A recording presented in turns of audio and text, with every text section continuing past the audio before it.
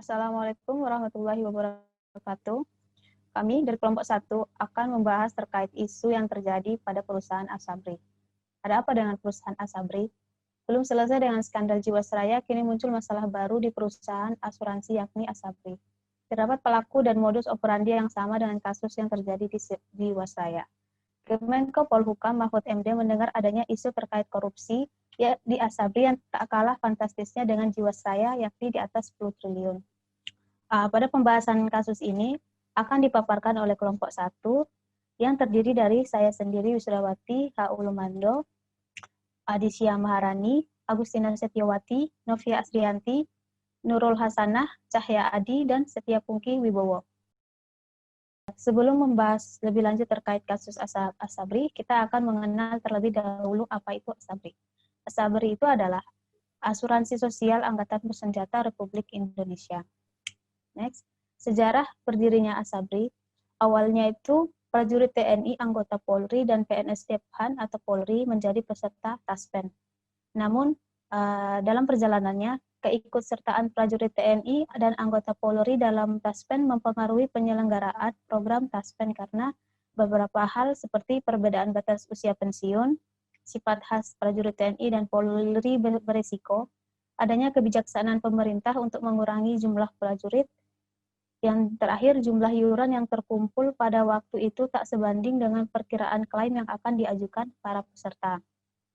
Menindaklanjuti hal-hal tersebut, dan untuk meningkatkan kesejahteraan prajurit, maka Dephankam saat itu memprakarsai untuk mengelola premi tersendiri dengan membentuk lembaga asuransi yang lebih sesuai, yaitu Perusahaan Umum Asabri, yang sekarang itu berubah menjadi PT Asabri.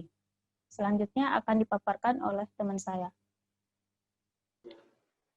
Selanjutnya, profil Asabri. Pada tanggal 1 Agustus 1971, Perum Asabri didirikan berdasarkan PP nomor 45 tahun 1971.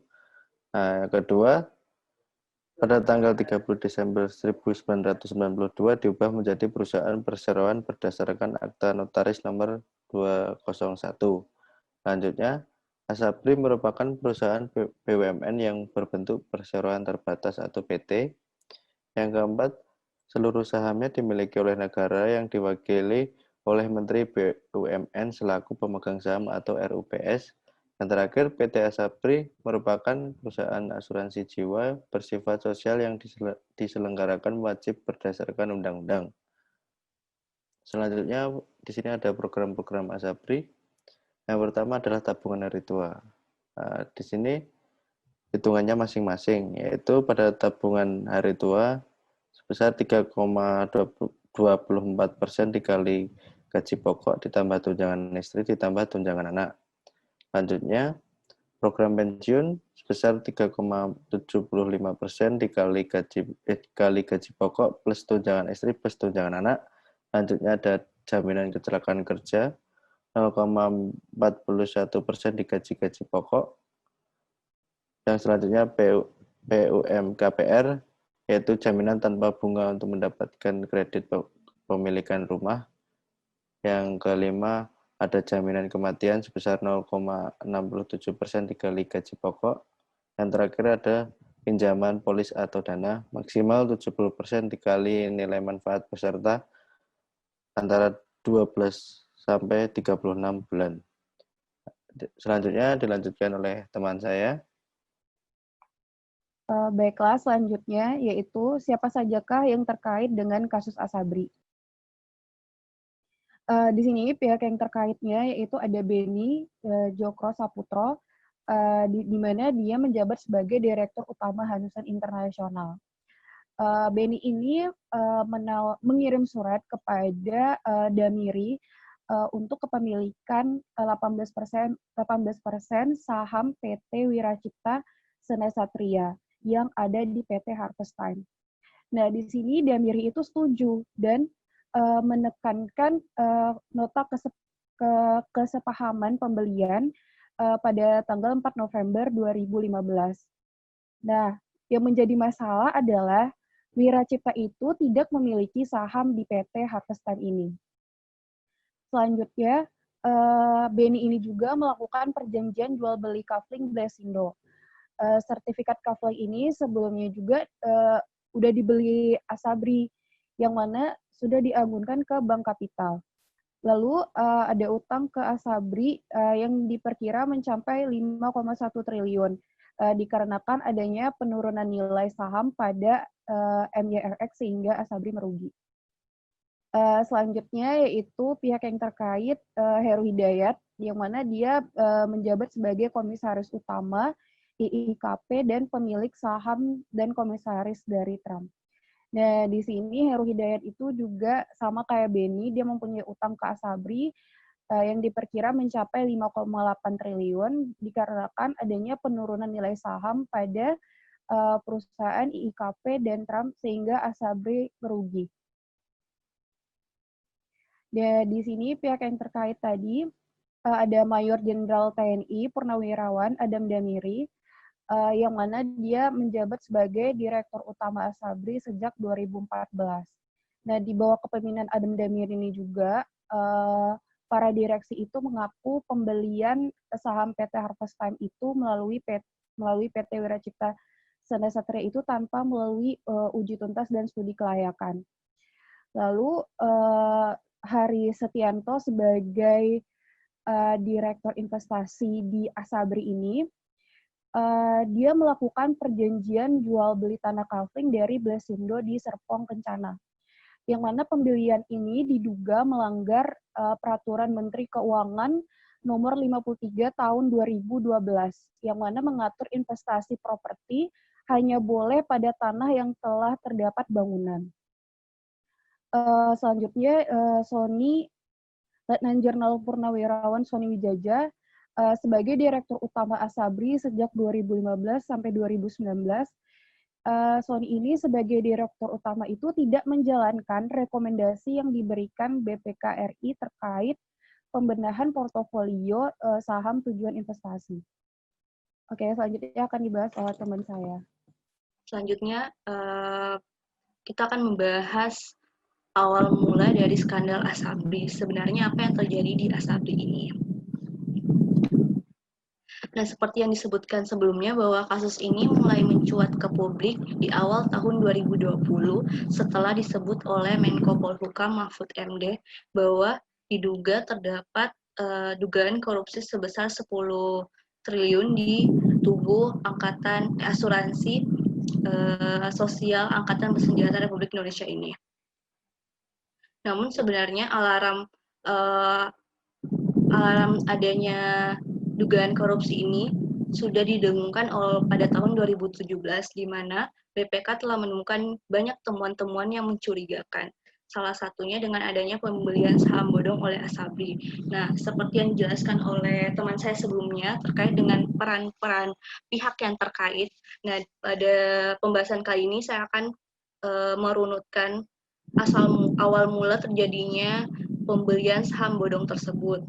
Nah, hal itu dimulai pada tahun 2015, yakni tanggal 8 September 2015, di mana Beni Cokro Saputro sebagai Dirut Utama PT Hanson Internasional menawarkan kepada Asabri kepemilikan saham 18% PT Harvest yang dimiliki oleh anak perusahaan PT Hanson yakni Wiracipta yang senilai dengan 1,2 triliun. Nah, sebulan kemudian, yakni pada bulan November 2015, Direktur Utama Asabri menekan nota kesepahaman dan kemudian melakukan penyetoran uang muka sebesar 802 miliar. Nah, di tahun selanjutnya, yakni Maret 2016, BPK menemukan realita bahwa sebenarnya PT Wiracipta ini hanya memiliki 13% saham PT Harvest. Namun, saham tersebut telah dijual ke BW Plantation. Jadi, secara realita bahwa PT Wiracipta ini sebenarnya sudah tidak memiliki saham PT Harvest. Akibat hal tersebut, Dirut Utama PT Asabri, Dirut baru PT Asabri pun meminta pengembalian persekot atas pembelian saham tersebut sebesar 832 miliar termasuk bunga. Nah, masih bulan yang sama, Beni Cokro pun menyanggupi dan menawarkan skema pelunasan yang berbeda, yakni Beni menyanggupi untuk memberikan tunai sebesar 100 miliar, namun juga menawarkan kafling sebanyak 2.033 unit. Di bulan Juli, tanggal 13 Juli 2016, dilakukan rapat direksi dengan bahasan persetujuan skema pelunasan yang ditawarkan oleh Beni Cokro.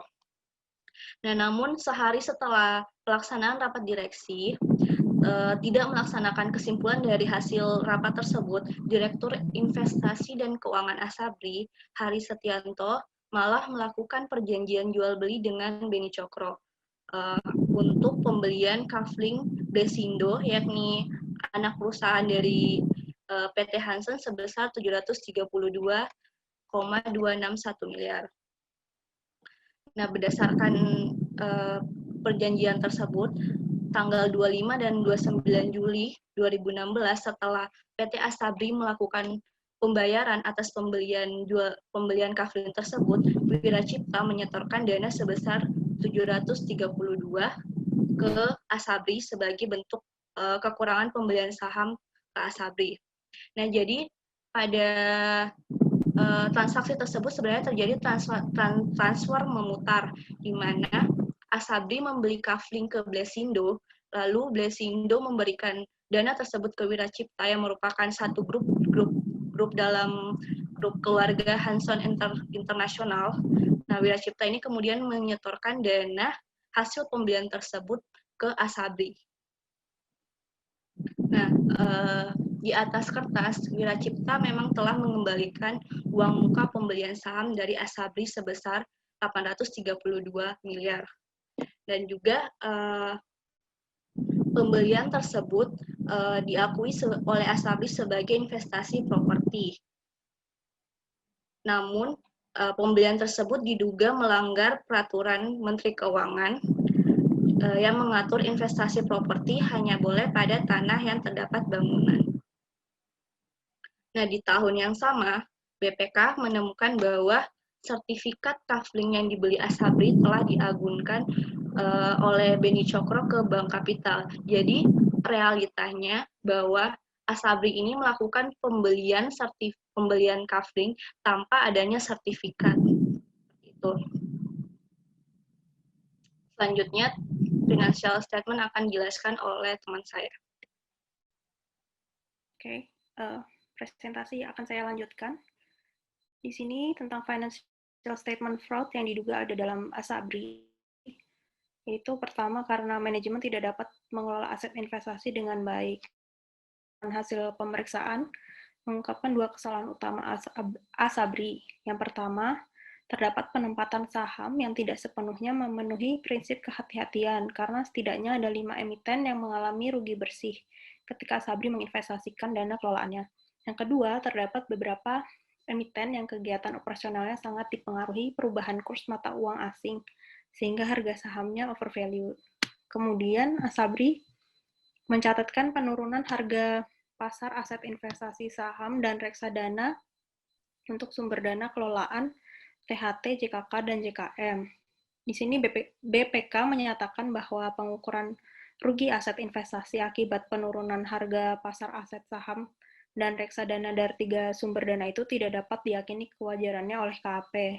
Hal ini karena Asabri mengukur nilai wajar saham dengan harga pasar menggunakan indeks harga saham BI dan nilai wajar reksadana dengan menggunakan nilai aktiva bersih reksadana. Kemudian juga untuk sumber dana kelolaan kedua, yaitu akumulasi iuran pensiun atau AIP, Asabri juga menyebutkan terdapat penurunan signifikan yang disebabkan oleh kerugian atas penurunan nilai aset saham dan reksadana. Di sini juga BPK menyatakan bahwa kinerja investasi dari AIP tidak dapat diyakini kewajarannya karena Asabri mengukur nilai wajar saham dengan harga pasar menggunakan indeks harga saham pada BI, serta nilai wajar reksadana dengan menggunakan nilai aset bersih reksadana. Hal ini membuat laporan Asabri terkait pengelolaan investasi 3 program asuransi ini tidak sesuai dengan PSAK 55 tentang instrumen keuangan dan PSAK 68 tentang pengukuran nilai wajar. Kemudian, indikasi kejanggalan terkuak juga lewat laporan keuangan, di mana Asabri telah melakukan restatement laporan keuangan sebanyak 4 kali. Yang pertama di tahun 2010, merestatement laporan keuangan 2009. Yang kedua 2011 itu merestatement laporan keuangan 2010. Kemudian 2015 merestatement laporan 2014. Di tahun 2017 juga merestatement laporan keuangan 2016. Restatement laporan 2016 ini membuat laba perusahaan turun drastis. Sebelum restatement, laba bersih Asabri tercatat sebanyak 537,62 miliar rupiah. Setelah restatement, laba perseroan ini anjlok menjadi 116 miliar rupiah. Kemudian laba bersih 2017 senilai 943,81 miliar. Setelah 2017, Asabri belum melaporkan lagi laporan keuangan ke publik. Kemudian di sini ada chart pola investasi Asabri. Perubahan pola investasi Asabri itu ditenggarai berubah sejak tahun 2013, di mana mereka mulai menempatkan porsi investasi ke saham itu lebih besar yang dapat dilihat di garis warna biru terang itu, yang terus naik dari 2013, 2014, 15, 16, 17. Dan kebalikannya, porsi deposito itu berkurang dari tahun 2014. Ya, seperti itu. Dan temuan Ombudsman menunjukkan sebaran investasi di Asabri yang penuh dengan perubahan harga tidak wajar.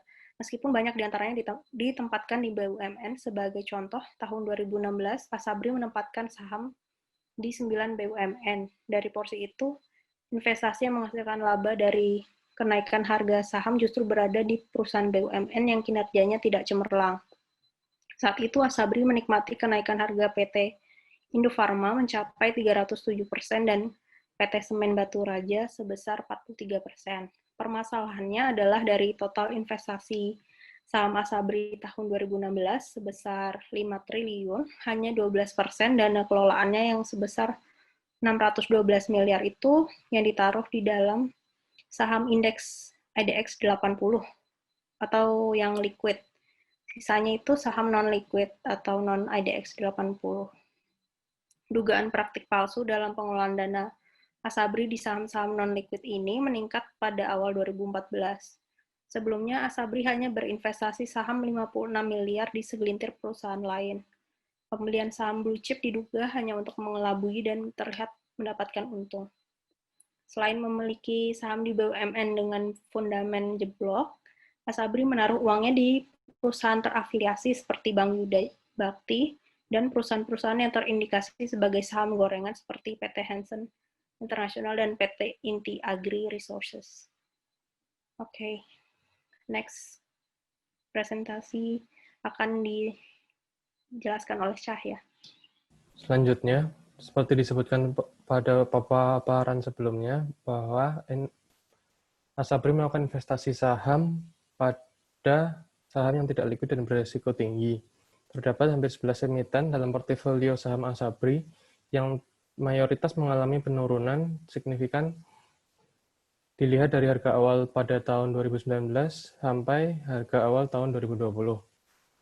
Asabri melakukan investasi saham pada emiten seperti PT Prima Cakrawala Abadi, PT Bank Yuda Bakti, PT Hansen International, maupun PT Arta Dinata Abadi. Di sini tidak hanya turun drastis, tapi hanya pada PT Bank Yuda Bakti yang hanya mengalami kenaikan harga. Harga saham bergerak liar dalam 1 tahun terakhir, artinya saham-saham tertentu yang tiba-tiba ada saham-saham tertentu yang tiba-tiba naik pesat, lalu jatuh ke harga yang rendah dalam waktu yang singkat. Dapat dilihat di chart bahwa pada tahun 2017 mengalami kenaikan laba pada PT Asabri hingga mencapai 943 miliar. Realisasi ini tumbuh hingga 710% dibandingkan tahun sebelumnya yang hanya pada 116 miliar. Peningkatan laba bersih ini dikarenakan adanya peningkatan pendapatan investasi. Hal tersebut terutama pada kenaikan pendapatan investasi dan penurunan cadangan premi, serta liabilitas manfaat peserta masa depan. Namun berdasarkan laporan keuangan pada tahun 2018 yang belum diaudit, laba tahun berjalan merosot hingga 86,87% atau hanya sekitar turun hingga 110 miliar. Penyebab penurunan secara signifikan ini belum diketahui secara pasti. Selanjutnya akan dijelaskan oleh teman saya. Baik, selanjutnya di sini saya akan menjelaskan tentang kerugian negara dan bukti terkait. Untuk kasus dugaan korupsi pada PT Asabri sendiri, Badan Pemeriksa Keuangan atau BPK menaksir kerugian negara mencapai 16 triliun. Perhitungan kerugian tersebut berasal dari kesalahan penempatan investasi yang dilakukan oleh PT Asabri pada dua instrumen investasi, yaitu saham dan reksadana,